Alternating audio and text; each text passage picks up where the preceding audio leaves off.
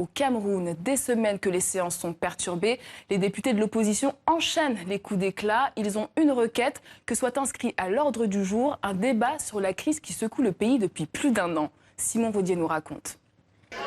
La séance commence d'emblée par des invectives. Les députés de l'opposition du SDF exigent de mettre sur la table le problème anglophone. Le Premier ministre Philémon Yang est très surpris. Il doit prononcer un discours, il s'avance même jusqu'au pupitre. Mais jamais il ne pourra parler. Ces députés accusent aussi le président de l'Assemblée d'avoir fait entrer des hommes en armes pour les empêcher d'aborder cette crise anglophone. Personne ne peut entrer ici en possession d'armes. Les soldats ne peuvent pas venir et cette Chambre a le devoir de se protéger et de protéger les députés de ce genre de choses. Mais les négociations pour un retour au calme ne fonctionnent pas.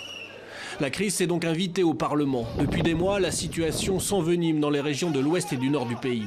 Manifestations, répression pour des Camerounais anglophones tentés par le fédéralisme, d'autres par la sécession. Zone fermée aux journalistes, violence. La région s'est embrasée depuis plus d'1 an. La nuit dernière encore, 2 policiers ont été tués à un poste frontalier. À Yaoundé ce jeudi, rien n'y fait, la séance est définitivement interrompue. Et cela sera le cas, promettent les députés du SDF, tant que la situation anglophone n'est pas abordée à l'Assemblée nationale.